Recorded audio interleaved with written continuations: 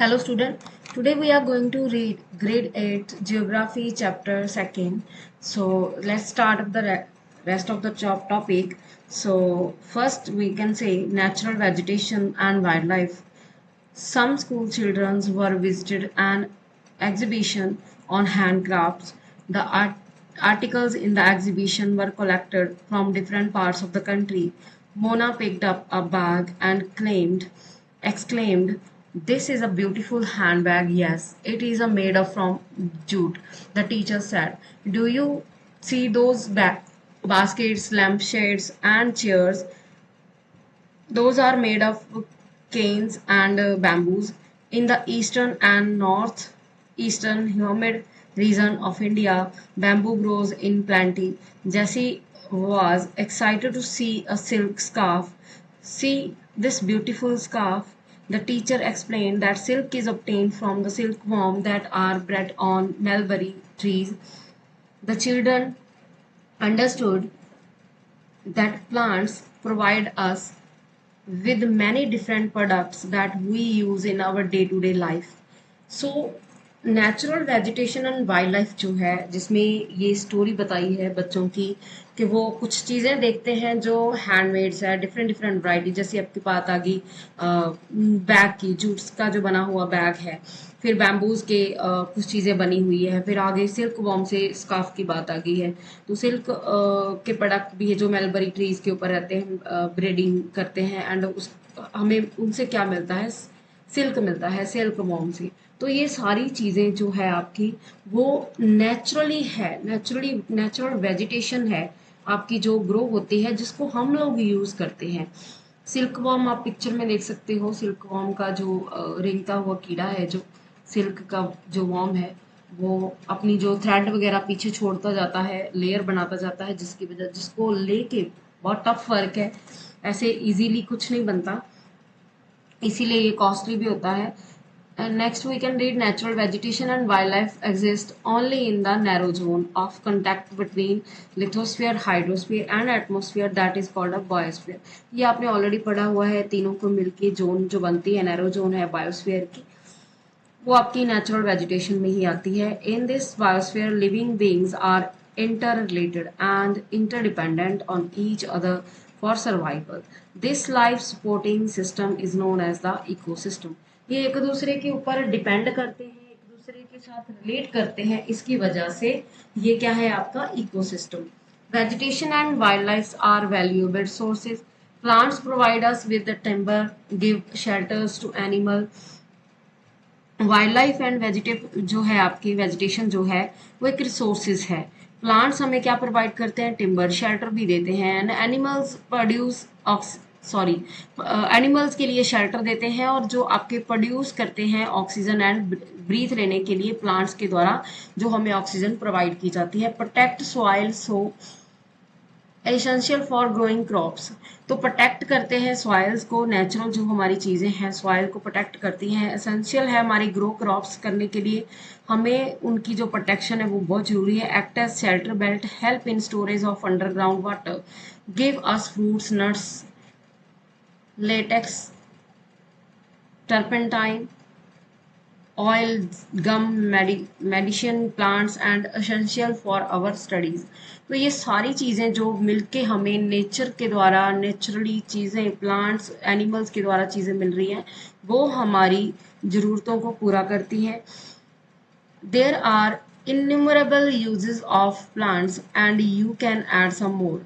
तो बहुत गिनती में बहुत ज़्यादा है जिसकी हम काउंटिंग नहीं कर सकते, और वो आप इसके अंदर और चीज़ें भी ऐड कर सकते हो जो आपको नेचुरली मिलती हैं। Wild life includes animal, birds, insect as well as the adequate life form. Wild life जो है आपकी, एनिमल्स भी आते हैं, वाइल्ड लाइफ इंसेक्ट भी आते हैं, और एनिमल जो आपके ओशन में पाए जाते हैं वो भी एडिक्वेट लाइफ जो है वो भी। They provide us milk, meat, hides and wool. तो ये सारी चीज़ें हमें प्रोवाइड की जाती है इनके द्वारा। इंसेक्ट लाइक बीज provide us Honey, help in pollination of flowers and have an important role to play and decomposes in the ecosystem. The bird feed on insect and act as decomposers as well. तो ये सारे ही एक दूसरे को खाते हैं, तो ये साइकिल जो है बर्ड्स का चलता रहता है, एनिमल्स का, इंसेक्ट का, सबका। Vultures due to its ability to feed on dead life stocks is a scavengers and consider a vital cleaner of environment। Cleanser तो क्लीनिंग करने के लिए, जो मरे हुए जानवर है उनको उनकी सफाई करने के लिए जो आपकी वल्चर है वो है। तो इसके लिए ये अगर वो खाएगी नहीं तो गंदगी जो बहुत ज़्यादा फैल जाएगी, तो इसीलिए इन्वायरमेंट जो है हमारा क्लीन करने में आपकी वल्चर जो है हेल्प करती है। सो एनिमल्स बिग और small all are integral to maintaining balance in the ecosystem.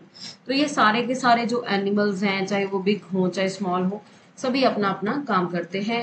ये ब्लू किंग फिशर है, ये आपकी वल्चर थी। तो हर किसी का अपना अपना काम है। ये भी सारे ब्लू जो किंग फिशर है वो भी इंसेक्ट को खाती है, छोटे छोटे कीड़े मकोड़े, सुंडियां वगैरह, वो सारी चीजें खाती है। Distribution of natural vegetation. The growth of vegetation depends primarily on the temperature and moisture. The major vegetation type of the world are grouped as forest, grasslands, shrubs and tundras।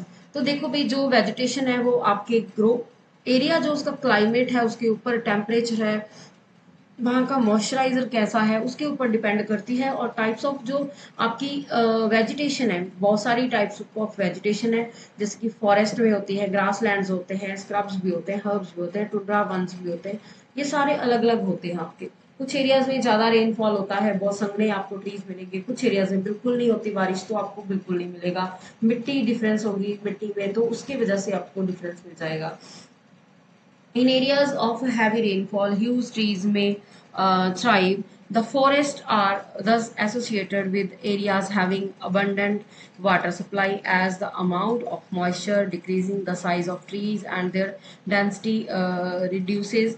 Short stunted trees and grasses grown in the regions of moderate rainfall, forming the grasslands of the world. Thorny shrubs and scrubs grown in the dry areas of low rainfall. In such areas, plants have deep roots and leaves with thorny and waxy surface, reduce loss of moisture through transpirations. Tundra vegetation, cold polar regions comprise of the mosses and lichens। तो ये जो सारी चीजें हैं आपकी जो grow हो रही हैं, अलग अलग जगह पे हो रही हैं। देखोगे भी, जैसे कि आपको जहाँ पे मॉडरेट रेनफॉल होगी वहां पे आपको ग्रासलैंड्स मिलेंगे, जहाँ पे बहुत ज्यादा रेनफॉल होगी वहां पे आपको ट्रीज बहुत ज्यादा मिल जाएंगे। कम होगी जहाँ पे थोड़ी आपके जो बुशेस वाले ट्रीज मिल जाएंगे बहुत जगह में। अगर जैसे आप हिमालय की बात करो, हिमालय वाले एरिया में आपको ट्रीज मिलेंगे, उसके जो स्लैंटिंग वाली उनकी ट्रीज की भी जो शेप होगी, और जो आपके नॉर्मल प्लेन्स एरिया में होंगे वो बड़े बड़े ट्रीज होंगे, चौड़ाई में ज्यादा होंगे, उनकी बैठ बहुत ज्यादा होगी, क्योंकि वहां पे कोई आपको वो स्नो वगैरह नहीं गिरती, फॉल नहीं करती। तो हर चीज का डिफरेंस होगा, हर चीज का। अगर आपको पता है जो थ्रोन होते हैं वो सारे कहाँ, बुशेस वगैरह, आपको किक्कर का ट्री जो है आपको राजस्थान में मिलेंगे, क्योंकि वहां पे उनको पानी की जरूरत नहीं होती। तो ऐसे में हर चीज अलग अलग डिफरेंट प्लेस में मिलेंगी आपको। Today, there are many more people in the world than there were two countries back. To feed the growing numbers, large area of the forest have been cleared to grow crops. Forest cover all over the world in vanishing rapidly. There is an urgent need of conserve the valuable sources. तो हमें, अगर आप देखो कि कुछ चीज़ों में हमें कुछ ग्रो करना है, प्लांट्स क्रॉप्स ग्रो करनी है हमारी ज़रूरतों के अकॉर्डिंग, तो हम लोग क्या कर रहे हैं, हम जंगलों को, उस एरिया को हम क्या कर रहे हैं, क्लीन कर रहे हैं फॉरेस्ट को। बट इसको कंजर्व करने की बहुत ज़्यादा ज़रूरत है, जो हमारे ख़त्म हो रहे हैं। पाइथन दिख रहे हो आपको इन द फॉरेस्ट में पाइथन की पिक्चर है। Conservation of natural vegetation and wild life, कैसे कंजर्व करना है। Forests are our wealth. Plants give shelter to the animals and together they maintain the ecosystem.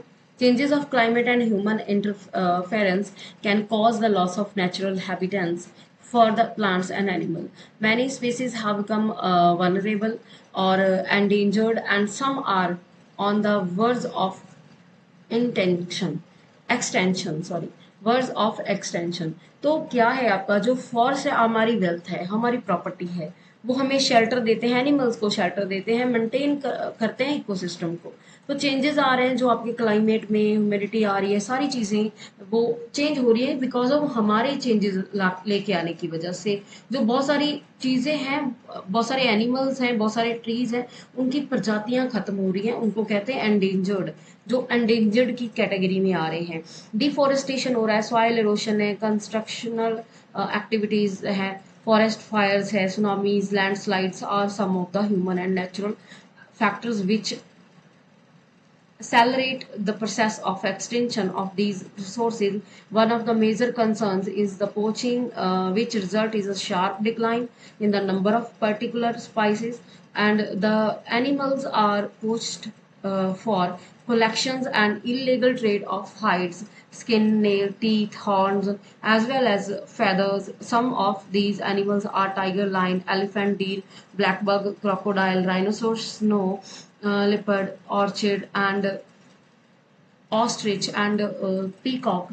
These can be conserved by increasing awareness. तो इन सारे animals की जो चीज़ें, जो उनके कई कईयों की जो स्किन है, या किसी के क्या उसके नाम है, हॉर्न है, या उसके सिंग वगैरह जिसे हम कह देते हैं, कोई कुछ भी चीज़ है उनकी वो यूजेबल है, जिसकी वजह से हमें क्या हो रहा है, हमारी इकोनॉमी बढ़ रही है, उसको हम मार के उसको डेंजर में डाल रहे हैं, उसकी प्रजातियां खत्म कर रहे हैं। तो इसके लिए भी हमें अवेयरनेस होनी चाहिए। इसके लिए उनको कंजर्व करने के लिए नेशनल पार्क्स बनाए गए हैं, वाइल्ड लाइफ सेंचुरीज बनाए गए हैं, बायोस्फीयर्स बनाए गए हैं, बायोस्फीयर रिजर्व हैं, way to protect our natural vegetation and wildlife. इन सब चीज़ों को संभालने के लिए बनाया गया है। Conservation of creeks, lakes, and wetlands in necessary to save the precious resources from depletion. There is a balance in the environment. If the relative number of species is not disturbed, human activities in several parts of the world have disturbed the natural habitats of many species due to indiscriminate killing. Several birds and animals have either become extinct or are on the verge of extinction. तो आपको पता है कि बहुत ज़्यादा मात्रा में जो हमारे स्पीसीज हैं वो मारे जा चुके हैं, मारे जा रहे हैं। इसकी वजह से ये अवेयरनेस फैलाने के लिए सारी चीज़ें की जाती है। Awareness programs like social forestry and Van Mahotsav should be encouraged at the regional and community level. So some children should be encouraged to bird watch and visit nature camps on that they appreciate the habitat of varied species. तो आपको पता है schools में भी ये सारे करवाए जाते हैं, ये सारी चीज़ें अवेयर करने के लिए करवाई जाती है ताकि बच्चों को पता रहे कि आने वाला फ्यूचर वो है, आने वाला जो फ्यूचर है वो क्रिएट करेंगे, वो आगे इनको जिंदा रखेंगे। तो उनको अवेयरनेस होनी बहुत जरूरी है। Many countries have passed law against the trade as well as killing of birds and animal. In India, killing lion, tiger, deer, great Indian bustards and peacocks is illegal. तो इन सबको मारना इंडिया में भी illegal है। And international conventions CITES has been established that CITES जो है वो establish की गई है that list several species of animal and birds in which trade is prohibited. इनकी जो ट्रेड करना है वो प्रोहिबिटेड है। Conservation of plants and animals is an ethical duty of every citizen. तो हर सिटीजन की ये ड्यूटी है कि इनको कंजर्व करना। सो ये a herd of elephant in the Kaziranga national park की पिक्चर है ये। अ हर्ड ऑफ चीताज, चीताज की जो है चीटल्स, चीटल्स है। तो ये डीर के जैसे हैं, हिरन के जैसे हैं चीटल्स। तो इनकी एक हर्ड है, उनका एक झुंड है, ग्रुप है। तो ये एलिफेंट का काजीरंगा नेशनल पार्क में है, जो पिक्चर वहाँ की है। So I hope you understand the chapter, I hope you understand the concept. So like, subscribe and share my channel. Thank you.